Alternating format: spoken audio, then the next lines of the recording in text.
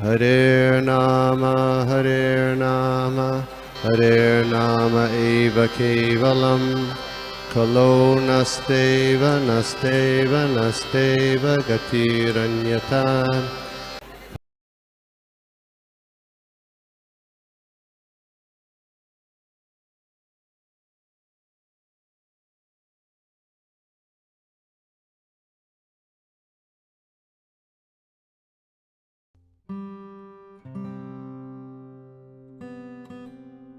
आज हम भगवद गीता के 10वें अध्याय का 38, 39 और 40 तीन वर्स देखने जा रहे हैं, तो हम इसकी शुरुआत करते हैं। ओम अज्ञानतिमिरान्धस्य ज्ञानाञ्जनशलाकया चक्षुरुन्मिलितं येन तस्मै श्रीगुरवे नमः।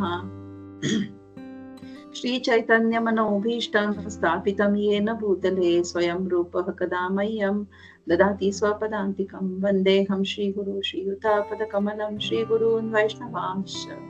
श्रीरूपं साग्रजातं सहगण रघुनाथान्वितं तं सजीवं साद्वैतं सावधूतं परिजनसहितं कृष्णचैतन्यदेवं श्रीराधा कृष्णपादान् सहगण ललिता श्रीविशाखान्वितांश्च।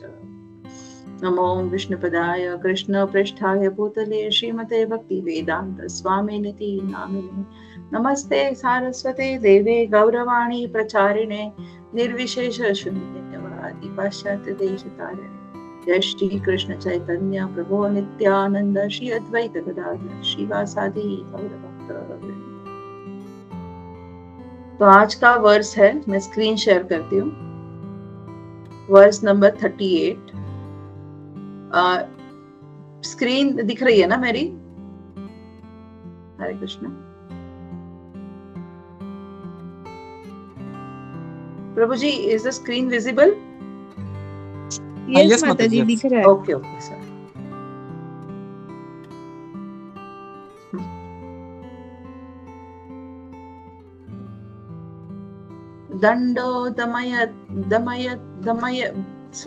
दंडो दमयताम् अस्मि नीतिर् अस्मि जिगीषतां मौनं चैवास्मि गुह्यानां ज्ञानं ज्ञानवतामहम्। Translation: Among all means of suppressing lawlessness, I am punishment, and of those who seek victory, I am morality. Of secret things, I am silence, and of the wise, I am the wisdom. तो यहाँ पर जो है भगवान अर्जुन जब उनसे पूछ रहे हैं कि आप अपनी विभूति के बारे में बताइए कि कौन से आपके गुण हैं, उन सब विभूतियों के बारे में आप मुझे बताइए। तो भगवान अर्जुन से बोल रहे हैं स्वयं कि मेरी विभूतियां अनंत है, उसका कोई अंत नहीं है, लेकिन उसमें से जो प्रोमिनेंट है, जो उसमें से इम्पोर्टेंट जो मुझे लग रही है, उतनी मैं तुम्हें बताऊंगा। तो भगवान इस वर्ष में आगे जब विभूतियों के बारे में बता रहे हैं भगवान, तो विभूति का मतलब हमने देखा कि क्या है। विभूति मतलब एक्सेप्शनल ऑप्युलेंस। भगवान के एक्सेप्शनल ऑप्युलेंस है, वो उन्होंने ये 10वें अध्याय में पूरे बताए हैं। अगर हम देखेंगे वर्स नंबर 21 से, मतलब 17 से वो क्वेश्चन पूछते शुरू हो जाते हैं, और 21 से हम आगे देखेंगे टिल लास्ट वर्स। लास्ट के 2 वर्स में, 2-3 वर्स पहले ही विभूतियां बताना भगवान अपनी जब खत्म कर दे, तो ऑलमोस्ट 70 विभूतियां भगवान बता रहे हैं अर्जुन अपनी खुद की जो एक्सेप्शनल ऑप्युलेंस है, वो भगवान अर्जुन को बता रहे हैं। तो इस 38 वर्स में भगवान बोल रहे हैं कि among all means of suppressing lawlessness, I am punishment. मतलब दंड जो है ना, शिक्षा जिसको हम कहते हैं, वो भी मैं ही हूँ। तो हम देखते हैं परपट में श्रील प्रभुपाद हमें बता रहे हैं कि there are many suppressing agents, of which the most important are those that cut down miscreants. When miscreants are punished, the agency of chastisement represents Krishna. Among those who are trying to be victorious, अच्छा, तो यहाँ पर भगवान बता रहे हैं हमें कि श्रीला प्रभुपाद बता रहे कि भगवान जो है अराजकता को दमन करने वाले समस्त साधनों में मैं दंड हूँ। भगवान बता रहे हैं जो अराजकता मतलब जो लॉलेसनेस है, मतलब जब भी न्याय की पूर्ति नहीं होती, न्याय को फॉलो नहीं किया जाता, तभी उसका दमन करने मतलब उसको नष्ट करने के लिए समस्त साधनों में मैं दंड। न्याय की जब पूर्ति नहीं होती तो बहुत सारे उपाय करे जाते हैं। उसमें से एक उपाय है दंड देना, साम दाम दंड भेद, है ना। हम देखते हैं कि जब अराजकता होती है तो ये सब चीजों को अप्लाई किया जाता है। तो उसमें से दंड एक बात है, एक चीज है। दंड मतलब पनिशमेंट। तो भगवान बोल रहे हैं वो पनिशमेंट मैं हूं। तो अब हम इसका अर्थ कैसे समझ सकते हैं कि जब भी किसी को फांसी होती है तो वो दंड भी भगवान की विभूति है? नहीं। तो वो दंड जो है वो भगवान की विभूति नहीं है। भगवान किस दंड के बारे में यहाँ पर बात कर रहे हैं कि दंड देने वाले के संबंध में मैं स्वयं वह दंड हूँ जिससे वह इंसान जो वो जीव है सत्पथ पर मतलब धर्म के मार्ग पर आ रहा है। ऐसा दंड, जो दंड पाने के बाद वो जीव जो भटका हुआ है वो सत्पथ के मार्ग पे आएगा, तो उस दंड को हम भगवान की विभूति जाने, ना कि हर कोई छोटे मोटे पनिशमेंट को, छोटे मोटे हर दंड को हम ऐसे नहीं समझेंगे कि ये भगवान की विभूति है, राइट। क्योंकि अभी तक हम लोग जो वर्सेस देख रहे हैं,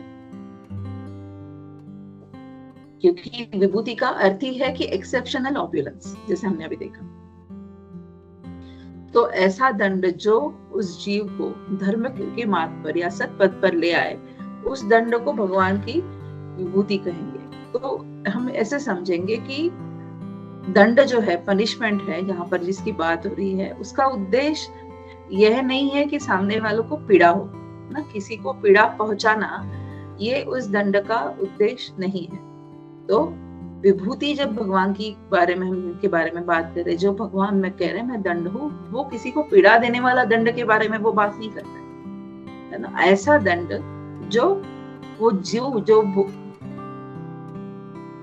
कृष्ण भूलिया जीव भोग वांछा करे, वो जो जीव है वो कृष्ण को भूलकर इंद्रिय तृप्ति में लगा हुआ है, उसको धर्म के मार्ग पर लाने के लिए जो दंड दिया जाएगा वो दंड मैं हूं, ऐसे भगवान यहाँ पर हमें बताना चाहते हैं। तो हमेशा ऐसा नहीं होता कि दंड करने के बाद इंसान सही में सुधर जाता है।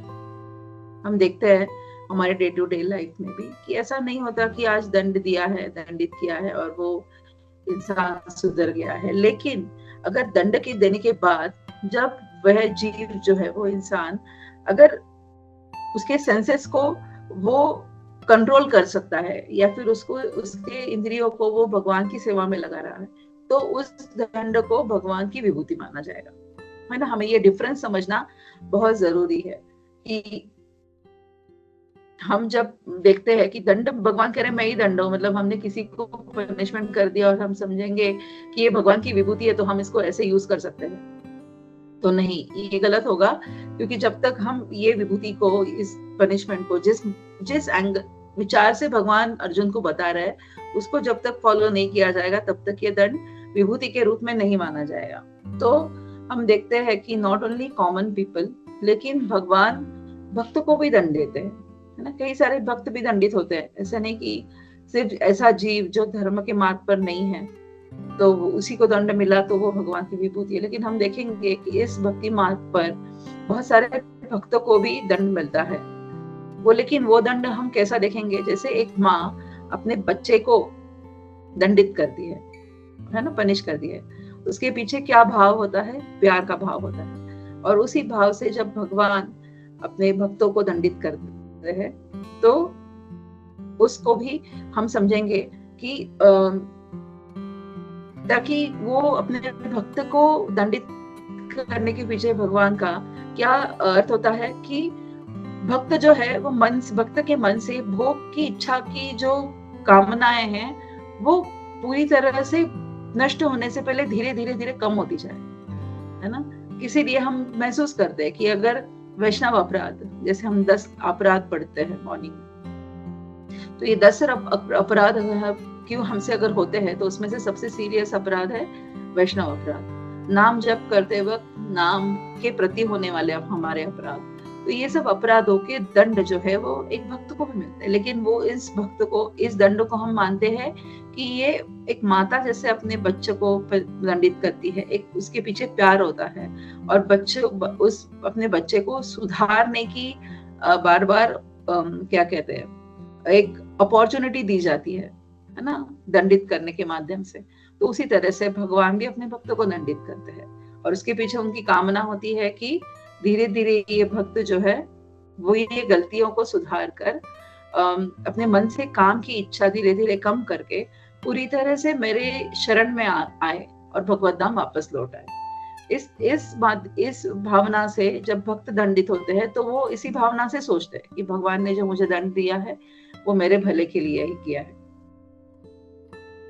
तो इसीलिए भक्तों के जीवन में जो कुछ भी दंड है, इट्स लाइक जैसे हमारे घर में भी हमारे पापा होते हैं या फिर बड़े होते हैं, बुजुर्ग होते हैं, तो हमारे कुछ गलत काम करने से एक समय आता है कि पहले थोड़ी डांट पड़ती है, थोड़ा समझाया जाता है, और फिर भी ना माने तो एक थप्पड़ भी पड़ती है, राइट। तो ये थप्पड़ जो है वो पिताजी से जो पड़ती है, तो हमारे पिता यहाँ पर कौन है, वो है स्वयं भगवान श्री कृष्ण। तो लेकिन वो उस भाव को समझ पाना ये बहुत अंडरलाइन है कि उस भाव को समझ पाना एक भक्त के लिए कि ये भगवान से जो मुझे शिक्षा हो रही है या फिर जो कुछ मैं अभी कर रही हूँ, पूर्ति नहीं हो रही अपेक्षाओं की, भगवान की सेवा करने की, है ना। कभी कभी ऐसा होता है कि धाम जाने की बहुत इच्छा होती है लेकिन उसकी पूर्ति नहीं हो पाती, या फिर भगवान की सेवा करने की एक अलग तरीके से इच्छा होती है, कभी उसकी पूर्ति नहीं हो पाती, या फिर कई सारे चीज, कभी चैंटिंग में अच्छे तरह से मालाएं नहीं होती, कभी कभी वैष्णव के साथ में कुछ मनमुटाव हो जाता है। तो ये सब चीजें धीरे धीरे जो है हमें सिखाती है वहां से कि हमें क्या करना है, धीरे धीरे हमारे क्रोध, काम, लोभ, इन अनर्थों को कम करना है। तो ये दंड जो है भगवान की पनिशमेंट को जो है वो भक्त इस एंगल से देखता है। और जैसे पिताजी एक थप्पड़ लगाकर या फिर डांट फटकार कर अपने बेटे को धर्म के मार्ग पर या फिर सत्पथ पर ले आने की कोशिश करते हैं या फिर ले आते हैं, उसी तरह से भगवान श्री कृष्ण भी अपने भक्तों के साथ, भक्तों को जब दंडित करते हैं तो उनके पीछे उनका यही अर्थ होता है। तो आगे हम देखेंगे कि इस पर्पट में श्रील प्रभुपाद हमें बता रहे हैं, among those who are trying to be victorious in some field of activity, the most victorious element is morality. Among the confidential activities of hearing, thinking, and meditating, silence is the most important because by silence one can make progress very quickly. तो यहाँ पर hearing, वो कह रहे हैं कि यहाँ पर श्रवणम, कीर्तनम, क्या होता है, कीर्तनम नहीं कह सकते हम, यहाँ पर बताया जा रहा है कि हम श्रवणम पहले करते हैं, फिर उसको क्या करते हैं, मननम करते हैं, मतलब उसको हम लोग कॉन्टेम्पलेट करते हैं, और उसके बाद ही जब हम निधिध्यास करते हैं, बार बार उसका अभ्यास करते हैं, बार बार ध्यान लगाने की कोशिश करते हैं, तो उसका नेक्स्ट स्टेप होता है साक्षात्कार होना। तो यहाँ पर प्रभुपाद हमें वही बता रहे हैं कि ध्यान के बाद ही भगवत साक्षात्कार होता है, इसीलिए क्या किया गया है, इसके लिए उससे सर्वश्रेष्ठ यहाँ पर माना गया है। तो आध्यात्मिक जीवन में जैसे हमने देखा, ये 3 बहुत इंपॉर्टेंट एस्पेक्ट्स है, श्रवणम, मननम एंड निधिध्यास। तो श्रवणम मतलब हम सुन रहे हैं, मननम मतलब उसको हम लोग कॉन्टेम्पलेट कर रहे हैं, निधिध्यास का मतलब है हम बार बार ध्यान लगाने की कोशिश कर रहे हैं। तो जब हम बार बार ध्यान लगाने की कोशिश करेंगे तो उसी द्वारा ही हम धीरे धीरे शुद्ध होते जाएंगे। इसीलिए यहाँ पर बोला है कि मौनम सर्वार्थ साधयेत, मतलब जितना हम कम बोलेंगे और जितना ज्यादा कॉन्टेम्पलेट करेंगे जो हमने आज सुना है दिन भर में, या फिर हम रोज जो पढ़ रहे हैं, तो उसके लिए हम जो इतना मनन करेंगे, उन चीजों को कॉन्टेम्पलेट करने की कोशिश करेंगे, उस पर ध्यान लगाने की कोशिश करेंगे, तभी हमारा मन जो है, जो विचलित हमेशा होता रहता है, वो धीरे धीरे शांत होगा। यही हमसे अपेक्षित है अगर हम भक्ति मार्ग पर एक भक्त के रूप में एक वैष्णव के क्या कहते हैं, एक वैष्णव का एक हमने जो धारण किया है वैष्णव होने का, तो जो है, क्योंकि हम जब भगवान के प्रति श्रद्धा भाव से, भक्ति भाव से एक गौड़ीय वैष्णव संप्रदाय में आए हैं, तो हम भी वैष्णव कहलाते हैं, अपने आप को हम वैष्णव मानते हैं। तो हमसे यही अपेक्षित है कि जो हम सुन रहे हैं उसका हम रोज निधिध्यास करें, मतलब बार बार ध्यान लगाएं, और इसी द्वारा ही हम धीरे धीरे शुद्ध होते जाएंगे। तो ये शुद्धिकरण के लिए ये निधिध्यास का जो मतलब डेली कंसंट्रेशन का, डेली ध्यान करने का जो एक है, क्योंकि श्रील प्रभुपाद ने हमें 4 रेगुलेटरी प्रिंसिपल्स में 16 राउंड्स जो है वो कंपल्सरी है। वो क्यों? क्योंकि दिन में 2 घंटे आप शांति से बैठ के उस नाम पर ध्यान लगाओगे, ये ही हमसे अपेक्षित है। जब हम हमारे गुरुवर्य, जो हमारे आचार्यों ने जो किया है, वही हमसे करने की क्यों कहा जा रहा है? क्योंकि this is the proven path. ये जो पाथ बनाया है भगवत धाम तक जाने का, ये प्रूवन है कि इस तरह से करोगे तो आप आगे आगे धीरे धीरे बढ़ते जाओगे। पर जितना ही हम उसके प्रति सीरियस होते हैं और उसके ऊपर जो हमने सुना है वो आचरण में डे टू डे लाइफ में लाने की कोशिश करने के लिए हम उसके ऊपर ध्यान लगाते हैं, तो धीरे धीरे हमारी क्या होती है, शुद्धिकरण होना शुरू होता है। और वो करने के लिए यहाँ पर कहा गया है, जो मौन है भगवान बता रहे हैं वो भी मैं हूँ, द साइलेंस जो है वो मैं हूँ। क्योंकि हम हमेशा जानते हैं कि शांत रहने का कितना अधिक फायदा होता है। अगर कोई भी परिस्थिति अगर बिगड़ रही है बिटवीन 2 फ्रेंड्स और बिटवीन हस्बैंड एंड वाइफ और बिटवीन किड्स एंड पेरेंट्स, किसी भी रिलेशनशिप में आप जाओगे, तो अगर उस वक्त पर हम जब शांत रह के अपना सोचने के लिए, उस परिस्थिति को शांत होने के लिए हम वक्त देते हैं या फिर हम मौन रखते हैं, तो उसका रिजल्ट है वो एक अलग ही आता है, राइट? हमने सबने ये एक्सपीरियंस किया होगा। तो ये जो मौन है, जो हमें निधिध्यास करने में हेल्प करेगा, भगवान के उन बातों में, भगवान के सिखाए गए उन वचनों पर, आचार्यों ने बताए गए उस भगवान की लीलाओं पर, भगवान के चरण कमलों पर ध्यान लगाने के लिए, भगवान के नामों के ऊपर ध्यान, नाम के ऊपर ध्यान लगाने के लिए जो मौन है वो मैं हूँ, ऐसे कृष्णा बता रहे। तो which is the exceptional opulence, वो जो विभूति है वो मैं हूँ, ऐसे कृष्णा यहाँ पर हमें बताते हैं। तो सॉरी, जब जीव इस जगत में पदार्थ और जीव, मतलब I am not this body but I am the soul, ये दोनों को ये समझने जब लगता है, मतलब ये जब इस जगत में पदार्थ और जीव, इसका जो रिलेशनशिप है ये अलग है, ये जब ये एक जीव समझने लगता है तो ये उसे भगवान की विभूति कहा जाता है ना। कोई भी मटेरियल जो नॉलेज है, साइंटिफिक नॉलेज है, इस भौतिक जगत का जो ज्ञान है वो भगवान की विभूति नहीं है। पर ये ज्ञान जो हमें बताएगा कि we are not this body, we are the soul, और हमें इस जन्म मृत्यु जरा व्याधि के चक्र से बाहर निकलना है। इस मन बुद्धि अहंकार के सेटल बॉडी में जो मेरा सोल कैद है, उसको मुझे बाहर निकालकर फ्री होकर भगवत धाम वापस जाना है। मुझे डिजायर्स जो है, मेरी काम वासनाएं है, मेरी इच्छाएं है, उसको मुझे कहाँ रोटेट करना है, भगवान की सेवा में लगाना है। ये सब नॉलेज आना, ये भगवान की विभूति है।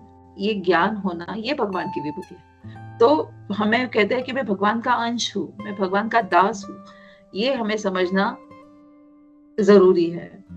तो हम देखेंगे तो दिन भर जो है हमारे कार्यकलाप चलते रहते हैं, 24 घंटे, साल के 365 दिन है ना, कुछ ना कुछ हम करते रहते हैं। तो दिन भर ये चीज याद रखना कि I am not this body, मैं शरीर नहीं आत्मा हूँ, ये थोड़ा डिफिकल्ट है प्रैक्टिकली अगर हम देखेंगे तो, क्योंकि बहुत बारी हम ऐसी कोई चीजें करते रहते हैं। लेकिन नॉट नेसेसरी कि अब दिन भर ये सिद्धांत समझ में आना ही काफी है कि I am not this body but I am this soul.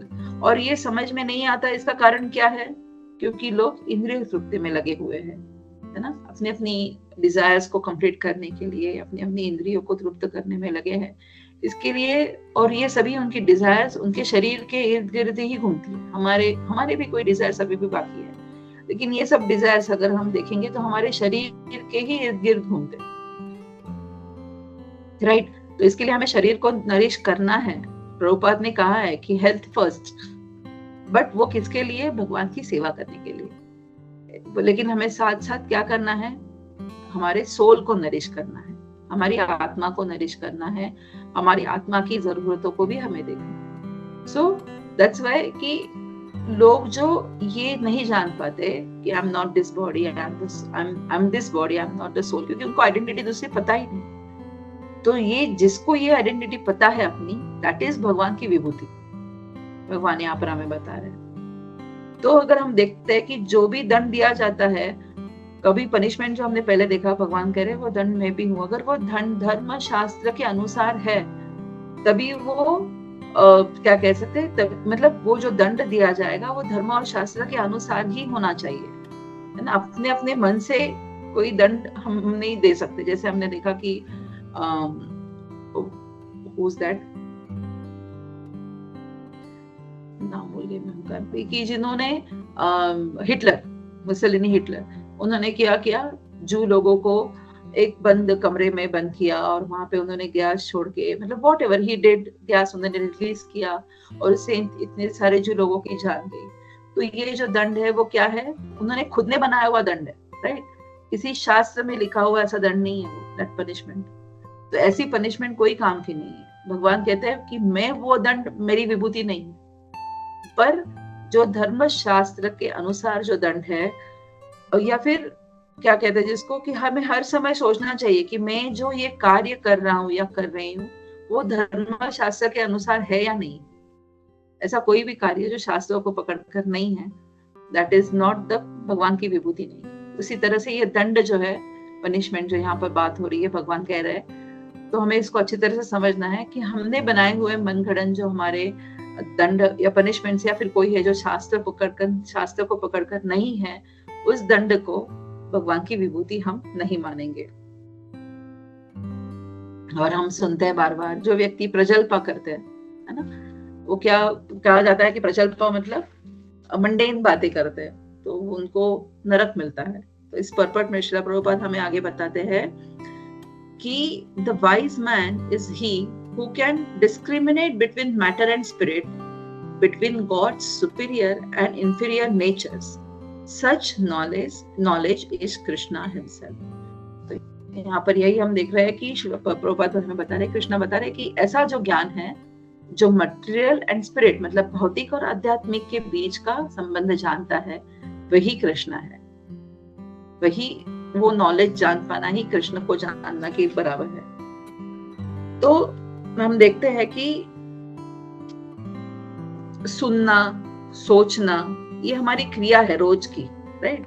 हम किसी से कुछ ना कुछ सुनते हैं, फिर उसके बारे में हम सोचते भी हैं। तो हमने पहले बात करी कि स्पिरिचुअल आध्यात्मिक ज्ञान के बारे में हमने बात करी, श्रवणम मननम निदिध्यास। उसी तरह से हम मटेरियल चीजें भी रोज सुनते हैं, है ना, कुछ ना कुछ सुनते हैं, किसी के बारे में सोचते हैं, ऑफिस में कुछ ना कुछ हमारी मीटिंग्स होती है, या फिर कोई टारगेट्स के बारे में बात होती है, या फिर दूसरे किसी अपने कलीग के घर में हो रही उसके प्रॉब्लम्स के बारे में सुनते हैं, या फिर उसकी खुशियों के बारे में भी हम सुनते हैं। तो राइट, तो इतनी सारी चीजें हम दिन भर सुनते रहते हैं, लेकिन किसी निधिध्यास किसका करना है ये हमें सोचना है। यहाँ से हमें ये सीखना है कि अगर हमें ध्यान लगाना है तो किस पे लगाना है, कि हम ऑफिस की चीजें घर तक ले आए और घर में भी उसी टेंशन में रहेंगे कि आज ऑफिस में ऐसा हुआ, या फिर अच्छा भी हुआ, कभी कभी हमारे साथ बुरा भी हुआ, तो वही चीज हम ऑफिस से घर तक लेके आएंगे और उसी के ऊपर कॉन्टेम्पलेट करेंगे, या फिर उसी के ऊपर हम निधिध्यास करेंगे, तो उसका कोई अर्थ नहीं है, भगवान की विभूति नहीं है। लेकिन हम कोई भी चीज मौन धारण कर कंट्रोल्ड वे में श्रवणम मननम एंड निधिध्यास, ये स्पिरिचुअल आध्यात्मिक ज्ञान के ऊपर करेंगे, तो दैट इज कॉल्ड कृष्णा's विभूति। तो ज्ञानी व्यक्ति जो है वो पदार्थ तथा आत्मा में भगवान की परा एंड अपरा शक्ति का भेद कर सके। तो यहाँ पर श्रील प्रभुपाद लास्ट लाइन में हमें वही बता रहे हैं कि पदार्थ मतलब मटेरियल एंड स्पिरिचुअल, पदार्थ और आत्मा के बीच में वो फर्क जो समझेगा और भगवान की शक्तियों के बारे में जो भेद कर सकेगा, मतलब भगवान की परा एंड अपरा शक्ति, मतलब उनकी marginal potency and internal potency, तो वो जो है वो जो समझ पाएगा वही साक्षात कृष्ण है। तो भगवान श्रीला प्रभुपाद हमें इस परपट में ये चीजें बहुत अच्छे से समझा रहे हैं कि हम, क्योंकि ये पनिशमेंट की बात है, दंड की बात है, तो थोड़ा सा वहां पर ज्यादा समझाया गया है। तो अभी हम वर्स नंबर 39 देखते हैं।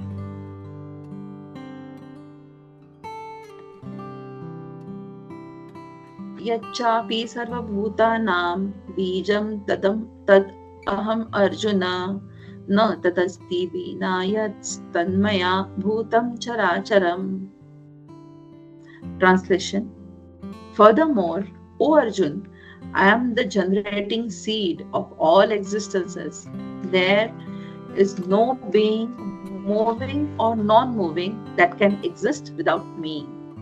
तो यहाँ पर भगवान हमें बता रहे हैं कि अहम बीज पिता प्रजापिता, मतलब यहाँ पर भगवान बता रहे हैं कि मैं ही वो बीज हूँ, मैं ही वो सीड हूँ, और वो सिर्फ नॉट ओनली फॉर लिविंग, है ना, सिर्फ लिविंग एंटिटीज के लिए नहीं, बट जो नॉन लिविंग है उनका भी बीज मैं ही हूँ। that can exist without me, मतलब वो मेरी वजह, मेरे बिना वो एग्जिस्ट ही नहीं कर पाएंगे। सो परपट में श्रीला प्रभुपाद 2 ही लाइन का है। परपट पर श्रीला प्रभुपाद की जय। Everything has a cause, and that cause or seed of manifestation of Krishna. Without Krishna's energy, nothing can exist. Therefore, he is called omnipotent. Without his potency, neither the movable nor the immovable can exist. Whatever existence is not founded on the energy of Krishna is called Maya, that which is not. So very clearly यहाँ पे श्रीला प्रभुपाद हमें बता रहे हैं कि माया के बारे में बताया उन्होंने। ओमनीपोटेंट मतलब भगवान कैसे सब जगह पर है। हमने भागवतम के पहले स्कंद में देखा था इसके बारे में। पहले स्कंद के पहले अध्याय में ही कहीं आ रहा है वो, कि भगवान की जो शक्ति है वो कैसे हर जगह पर है। इसलिए यहाँ पर भगवान बता रहे हैं कि मैं ही लिविंग नॉन लिविंग सभी का बीज प्रजापिता मैं ही हूँ। अहम बीज प्रजापिता। सो जो भी जीव अस्तित्व में आते हैं उनका कारण मैं हूँ। So it's very very important. भगवान उनकी, हमने अभी देखा कि उनकी विभूतियां अनंत है ना, लेकिन उसमें से कुछ गिनी चुनी सिर्फ वो अर्जुन को बता रहे हैं। तो उसमें से this is one of the very important underline thing कि जो भी डेमीगॉड्स की पूजा करते हैं, है ना, जो जानते हैं कि 33 कोटि देव है और उनकी पूजा करते हैं, तो उनके लिए समझना बहुत जरूरी है कि भगवान यहाँ पर खुद बता रहे हैं कि अहम बीज प्रजापिता, मतलब मैं ही सब जीवों के अस्तित्व का कारण हूँ। क्योंकि हमने बहुत बारी देखा है कि शंकर भगवान है जिन्होंने रावण को वरदान दिया, राइट। रावण को वरदान, रावण ने उनसे मांगा था कि मुझे कभी कोई ना मार सके। उन्होंने क्या कहते हैं जिसको, अमरत्व का वरदान मांगा शिव जी से। शिव जी ने उसको दिया भी, और फिर लेकिन आगे क्या हुआ, शिव जी ने उसको 10 सर दिए, या फिर उसकी व्हाटएवर जो उसको शिव जी ने जितना वो दे सकते थे उन्होंने दिया। लेकिन हम सब जानते हैं आगे रावण का अंत कैसे हुआ, राइट। इसका मतलब हम देखेंगे कि शिव जी मोक्ष नहीं दे सकते। बैक टू गॉड हेड जाने के लिए जन्म मृत्यु जरा व्याधि के चक्र से शिव जी रावण को नहीं बचा पाए, और उनको जन्म मृत्यु चक्र के चक्कर पे फिर से, मतलब ही कांट गिव हिम, मोक्ष उनको नहीं दे पाए, राइट। उसी तरह से हम देखेंगे कि ब्रह्मा जी ने हिरण्यकश्यप को वरदान दिया था। हिरण्यकश्यप ने वरदान मांगा था, ना दिन ना रात, ना सवेरे ना शाम, ना घर के अंदर ना घर के बाहर, हाँ, इसे किसी भी वक्त मेरा मृत्यु ना हो। और वरदान ब्रह्मा जी ने उनको तथास्तु बोला था, वरदान दिया था। लेकिन हम सब जानते हैं कि नरसिम्हा अवतार लेके भगवान खुद आए। तो उस तरह से हमें ये सब जानना, यहाँ पे ऐसे हम समझ सकते हैं इस बात को कि जब बोल रहे हैं भगवान अहम बीज प्रजापिता, मतलब मैं ही सीड गिविंग फादर हूँ सबके लिए। एंड अगर मोक्ष के लिए किसी को मांगना है या फिर किसी को जन्म मृत्यु जरा व्याधि के चक्र से छुटकारा पाना है, तो ये चीज सिर्फ एंड सिर्फ स्वयं supreme personality of Godhead Shri Krishna ही दे सकते हैं। हाँ, तो यहाँ पर यही वो बता रहे हैं कि सब जीवों का अस्तित्व सिर्फ मुझसे है। इवन ब्रह्मा का अस्तित्व मुझसे है, रुद्र का अस्तित्व मुझसे है। तो हम जैसे जो छोटे बड़े जीव है, ऐसे कई सारे प्लैनेट्स है, कई सारे यूनिवर्सेस है, हजारों लाखों ब्रह्मा है, उसी तरह से ये सभी के इट्स अ ह्यूज क्रिएशन। तो ये सभी के प्रजापिता बीज देने वाले जो है वो सिर्फ एंड सिर्फ श्री कृष्ण भगवान है। और यहाँ पर ये हमें समझना अंडरलाइन बहुत जरूरी है। अगर हम कहीं देवी के टेम्पल में जाते, नवरात्रियों में सामने से अगर क्रॉस होते हैं, या फिर कभी हम गणेश जी के टेम्पल में जाते हैं, गणपति फेस्टिवल मनाते हैं, तो हमें उनसे यही मांगना है हमेशा कि हमारी जो भगवान कृष्ण के प्रति, जो गणेश जी बुद्धि के देवता है, तो ऐसी बुद्धि दो गणेश जी कि मैं और ज्यादा भगवान के प्रति जो मैं पढ़ रही हूँ, जो और हम जो पढ़ रहे हैं, आध्यात्मिक शास्त्र जो पढ़ रहे हैं, वो थोड़ा सा रिटेन हो हमारे माइंड में। इतनी थोड़ी सी बुद्धि हमें दो, मतलब हम इस मार्ग पर जो आगे बढ़ रहे हैं, भगवान की भगवत धाम वापस जाने की कोशिश में हम सब है। थोड़ी बहुत कोशिश जितनी कर रहे हैं उसमें हमें सक्सेस मिले, ये हम उनसे मांग सकते हैं। तो जो ऐसे लोग हैं जो ये फर्क नहीं समझ पाते, supreme personality of God and Demi God's को एक तरह से मानते हैं, तो उनके लिए ये बहुत अंडरलाइन चीज है कि भगवान यहाँ पर खुद बता रहे हैं कि सभी का बीज मैं हूँ, सभी मुझसे ही आए हैं और उनका अस्तित्व मेरे बिना कदापि मुमकिन नहीं है। तो इस चराचर में जितने भी प्राणी हैं, कितने भी सर्वशक्तिमान है, कोई वीक है, लेकिन जितने भी है सबका अस्तित्व सिर्फ एंड सिर्फ मुझसे है। और मैं ही वो कारण हूँ कि जिनकी वजह से आज, मतलब भगवान ही वो कारण है कि जिनकी वजह से आज हम इस धरा पर है, या फिर हम इस शरीर के अंदर शरीर धारण करके ये जीव आत्मा जो है वो यहाँ पर मौजूद है। उसका कारण भी खुद भगवान ही है।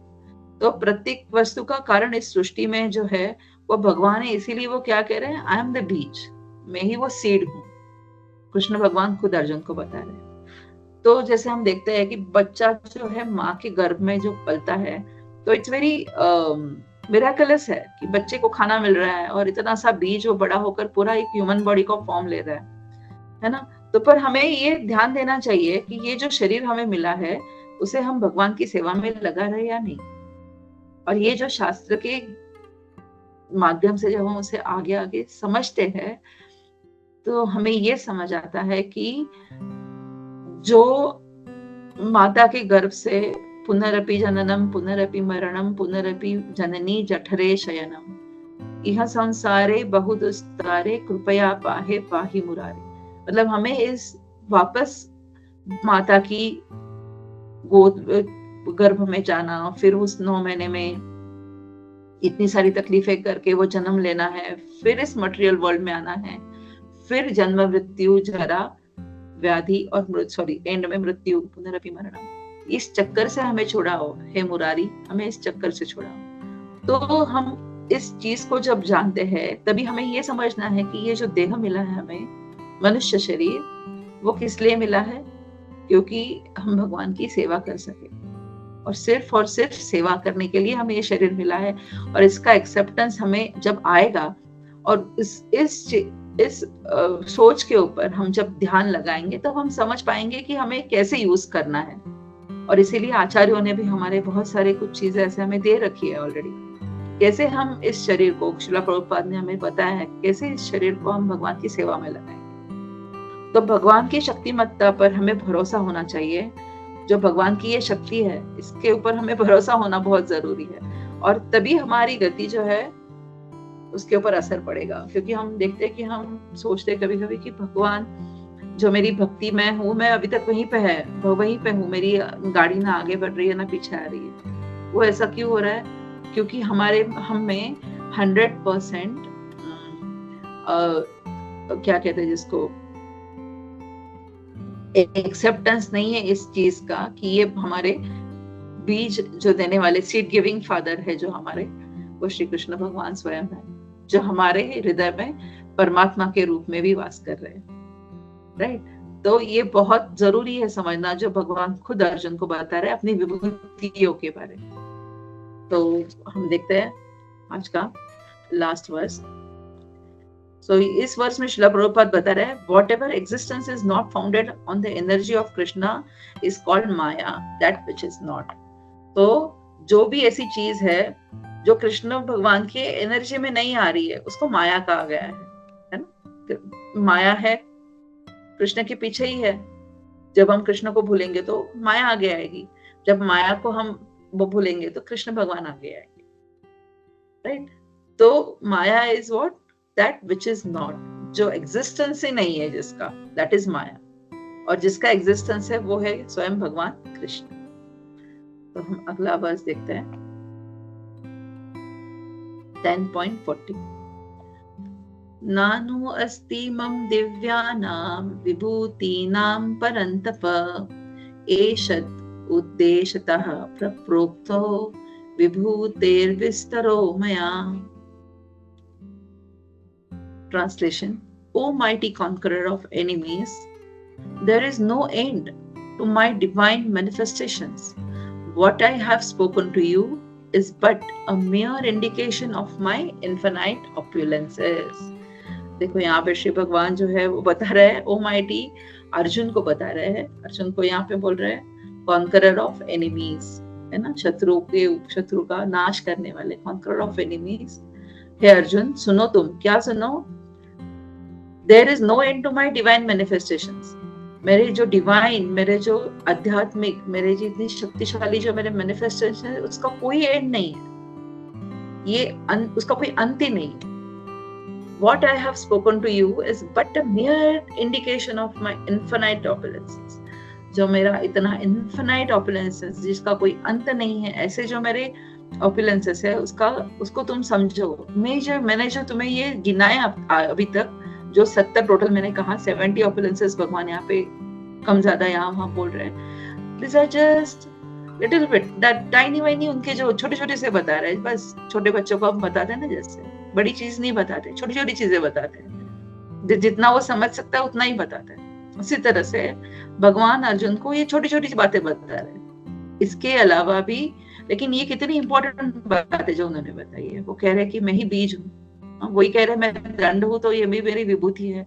हमने देखा गजेंद्र है, उन्होंने प्राणियों के भी नाम लिए, जो शक्तिशाली है, बलवान है, वो मैं। तो जो बेस्ट एक्सेप्शनल ऑपुलेंस है वो मैं हूँ। और ऐसे एक्सेप्शनल ऑपुलेंस तुम गिन ही नहीं सकते, ऐसे अनगिनत ऑपुलेंसेस है। ऐसे भगवान यहाँ पर अर्जुन को बता रहे। परपट हम देखते हैं, बहुत छोटा 2 लाइन का है। परपट बाय श्रील प्रभुपाद की जय। As stated in the Vedic literature, although the opulences and energies of the Supreme are understood in various ways, there is no limit to such opulences. Therefore, not all the opulences and energies can be explained. Simply a few examples are being described to Arjun to pacify his inquisitiveness. जैसे हम बच्चे बहुत जिद करते हैं, है ना, तो उनको हम क्या करते हैं, यहाँ वहाँ की छोटी मोटी चीज बताकर या फिर छोटा सा एक खिलौना हाथ में उनको चुप करते। उसी तरह से भगवान यहाँ पर अर्जुन को, जो अर्जुन का इंक्विजिटिवनेस है, जो उनको भगवान के बारे में जानने की इच्छा है, उसको शांत करने की कोशिश कर रहे हैं बाय सेइंग अबाउट हिज विभूतिज। वो अपने विभूतिज के बारे में बोलकर अर्जुन को पैसिफाई करने की कोशिश कर रहे हैं। तो हम देखते हैं कि ये श्लोक में भगवान हमें बताते हैं कि उनकी विभूतियों का कोई अंत नहीं, हमने देखा अनगिनत है, क्योंकि भगवान अनंत है। भगवान सर्व दयामय है और सर्वशक्तिमान भी है, और इसलिए सब भगवान के चरणों में शरणागत हो जाते हैं, है ना। हम भृगु मुनि की कथा भी जानते हैं, भागवतम में जो आती है। तो फिर उसी तरह से क्या होता है, हर कोई है भगवान के चरणों में आकर शरणागत हो जाता है। कौन? जो जानता है उनकी ऑपुलेंसेस के बारे में, और जो जानता है, जिसको एक्सेप्टेंस है कि सर्वशक्तिमान वही है, और जिसको ये एक्सेप्टेंस आता है वही धीरे धीरे उनकी तरफ स्टेप बाय स्टेप बढ़ता जाता है। और भगवान को भी हमसे एज भक्त यही अपेक्षित है कि हम भगवान के ऊपर पूरी तरह से सरेंडर हो जाए, कोई भी किसी भी माया के जाल में ना फंसते हुए, किसी भी मोह में ना फंसते हुए, और ये जानते हुए कि कर्ता करविता जो है वो वही है। भौतिक आध्यात्मिक सभी जगत में, भौतिक आध्यात्मिक सभी जगत में, सभी जगह पे वो पाए जाते हैं भगवान, हाँ, जो उनका स्मरण करता है वो क्या होता है, हमेशा ब्लिसफुल एंड हैप्पी रहता है ना। हम देखते हैं आचार्य, उनको कोई भी गुस्सा नहीं आता, मतलब हम देखेंगे कि जो उनके गुण हैं वो कैसे उन्होंने पूरी तरह से अपने आप को भगवान की इच्छा के अनुसार, या फिर भगवान के भक्त को जैसा होना चाहिए उस तरह से रहकर उन्होंने कैसे अपने आप को मोल्ड किया है।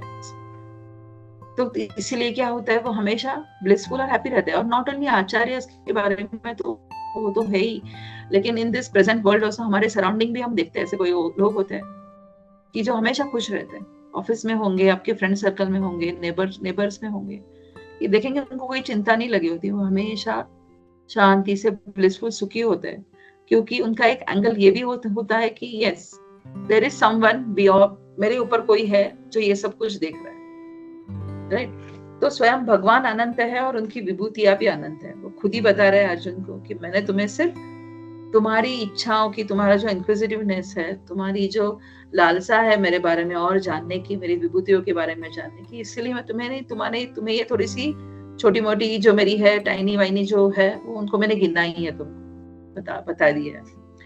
तो हो सकता है कि हम अणु परमाणु की गिनती कर सकते हैं, लेकिन ये भगवान की विभूतियों की गिनती नहीं होगी कभी, बिकॉज इट इज अनंत। इसीलिए हम देखते हैं कि भगवान का नाम क्या है, कृष्ण। कृष्ण का मीनिंग क्या है? कृष्ण का मीनिंग है ऑल अट्रैक्टिव, है ना। ऑल अट्रैक्टिव मतलब जो कुछ भी उनमें है वो इतना सा विलोभनीय है कि कोई भी उससे अट्रैक्ट हो जाएगा। उनकी आंखें, उनका everything what he has with his opulences, everything is so attractive कि कोई भी उनसे अट्रैक्ट हो जाए। इतने अट्रैक्टिव कृष्ण भगवान है खुद। तो अभी हम देखेंगे, क्योंकि ये सब उन्हीं की विभूतियां हैं, तो कोई किसी कभी देखते हैं हम, कोई कभी किसी स्वाद से आकर्षित हो रहा है, किसी की टेस्ट, फूड की टेस्ट से आकर्षित हो रहा है, कोई किसी की ब्यूटी, रूप से आकर्षित हो रहा है ना। कोई किसी से वीरता के ऊपर, कोई बहुत शूर है, कि वीरता के ऊपर वीरता से अट्रैक्ट हो रहा है। कोई किसी की, कितनी सारी जो चीजें, ये सब कृष्ण से ही हम में आया हुआ है जी। जो थोड़ी बहुत चीजें दिखती है किसी अट्रैक्ट जब हम होते हैं किसी की तरफ, किसी के गुणों की तरफ, तो ये सब कृष्ण की विभूति है। जब भी हम ऐसे अगर होते हैं तो हमें तुरंत याद करना है अभी, क्योंकि ये 10वां चैप्टर हमें यही सिखा रहा है कि हम जब बड़े बड़े पेड़ पर्वत देखते हैं, अच्छे अच्छे फूल दिखते हैं, तो हमें सोचना है ये कृष्ण ही है, क्योंकि उन्होंने कहा है हमें ये सब मेरी विभूति है। तो हमें immediately we have to connect. ये और कोई भगवान किसी भी पुराणों में, शास्त्रों में नहीं बता रहे कि ये सब मैं हूँ, ये कृष्ण भगवान। तो यहाँ पे कोई डाउट होने की अभी बात ही नहीं बचती। लेकिन जब भी हम इतनी सारी चीजें देखते हैं तो हमें क्या करना है, immediately we have to connect it with Krishna. Yes, this is Krishna's विभूति।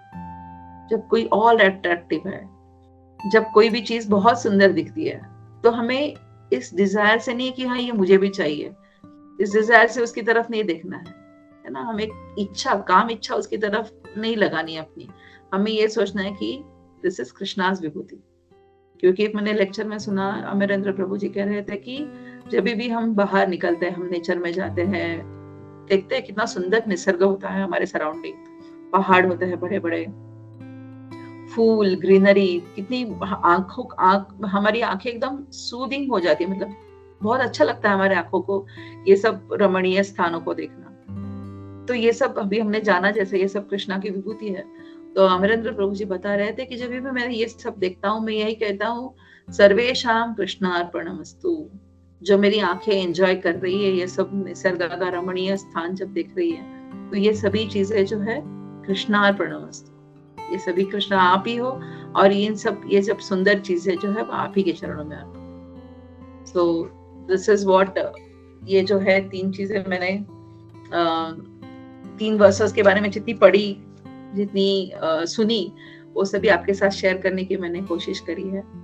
अगर इसमें कोई भी भूल हो या फिर कोई और चीजें आप ऐड कर सकते हो तो आप कर सकते हो। हरे कृष्णा, सभी के चरणों में प्रणाम, and thank you so much for giving me this opportunity कि इस 3 वर्सेस को मैंने अच्छे से उसी बहाने स्टडी किया। Hare Krishna, thank you so much, सभी के चरणों में प्रणाम।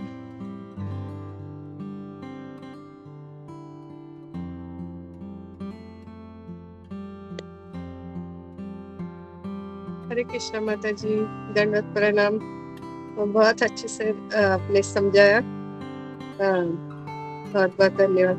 किसी का कोई प्रश्न है या कुछ ऐड करना है तो कर सकते हैं।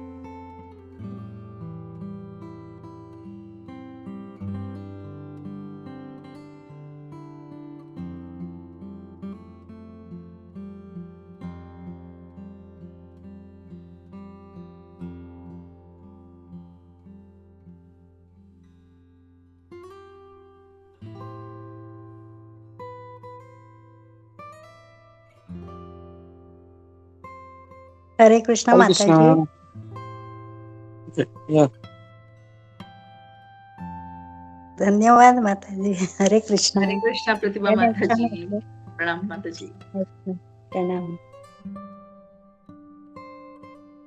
हरे कृष्णा माता, दंडवत प्रणाम। दंडवत प्रणाम फर्स्ट ऑफ ऑल पिताजी। थैंक यू इतना शॉर्ट नोटिस पे क्लास लेने के लिए, एंड थैंक यू इतना अच्छा प्रेजेंट करने के लिए। बहुत अच्छा प्रेजेंट किया। ये तीनों श्लोक है, तो इसमें जो दंड है वो भी भगवान का ही रूप है, या मौन है वो भी भगवान का ही। तो मतलब बहुत से टाइम बोलते हैं कि मौन रहना ज्यादा अच्छा होता है, बट स्पिरिचुअली प्रभुपाद जी कहते हैं मौनम, जैसे बहुत से लोग मौन व्रत करते हैं ना, हम लोग कोई कोई बाबा है वही बोलते हैं कि ये बाबा ने 1 महीने का, 1 साल का, 10 साल का मौन व्रत लिया है, तो दैट इज ऑल्सो ओके। लेकिन फॉर डिवोटीज तो बोलते हैं हमेशा हम लोगों को भगवान का कृष्ण कथा करते रहना चाहिए, भगवान का चर्चा करते रहना चाहिए। We should always talk on that. जब भी मौका मिले we should not leave that। Class में हम लोग जब चर्चा कर रहे हैं तो डिवोटीज मौन हो जाते हैं, सब किसी से पूछते हैं तो मौन हो जाते हैं। तो वो मौन नहीं करना है हम लोग को। We should try to speak as much as possible। भगवान कृष्ण के बारे में चर्चा है तो, और इससे क्या होगा कि इससे हमारा ही फायदा। एक तो भगवान का ग्लोरिफिकेशन हो रहा है हमारे से, प्लस हम लोग जो भी सुना है उसका रिपीटेशन होता है, तो वो हमारे ही दिमाग में वो रिटेन होता है। ज्ञान ऐसा चीज है, अगर उसको हम बांटेंगे नहीं तो वो फिर वाइप आउट हो जाता है। तो जितना जो है हम लोग उसको रिपीट करें, जितना बार बोलें, इट्स गुड फॉर अस, तो वो करना चाहिए। तो मौन जो है जहाँ पे प्रजल्प हो रहा है, जहाँ पे किसी का निंदा हो रहा है गलत जगह पे, वहां पे हम लोग को मौन रखना चाहिए। तो दैट इज एक चीज, मुझे एक पॉइंट याद आया, just want to add that. और जैसे कहा गया है कि भगवान कहते हैं कि इतने सारे जो भगवान की तो अनंत विभूतियां हैं, उनको तो मतलब गिन नहीं सकते हैं, सागर है पूरा। तो उसमें से भी कुछ है उन्होंने अपनी विभूतियों के बारे में यहाँ पे बताया है। तो जैसे आई थिंक 7वें अध्याय में वो कुछ एक 4-5 चीजों के बारे में बताते हैं कि कैसे मैं शशि का जो है प्रभा हूँ, सूर्य का रोशनी हूँ। तो अलग अलग जगह पे, मतलब ऐसा आई थिंक 7वें अध्याय में कुछ ज्यादा नहीं देते, लेकिन 10th चैप्टर में वो काफी डिटेल में सारी अपनी विभूतियां जो है वो यहाँ पे एक्सप्लेन करते हैं। तो ये जो अध्याय है इसमें अब सिर्फ 2 श्लोक बचे हैं। एक्चुअली मैं सोच रहा था हम लोग इसको आज ही कवर कर लेंगे, लेकिन 5 श्लोक बहुत ज्यादा हो जाएगा, इसके लिए वी हैव लेफ्ट दैट। तो अगला जो सेशन में हम लोग ये 2 श्लोक हैं, विल कवर दैट। तो वहां पे हमारा 10वें अध्याय जो है विभूति योग, ये इसका समापन हो जाएगा, और अगला जो है 11वां अध्याय उसकी तरफ हम लोग बढ़ेंगे। तो thank you once again Hemangini माता जी।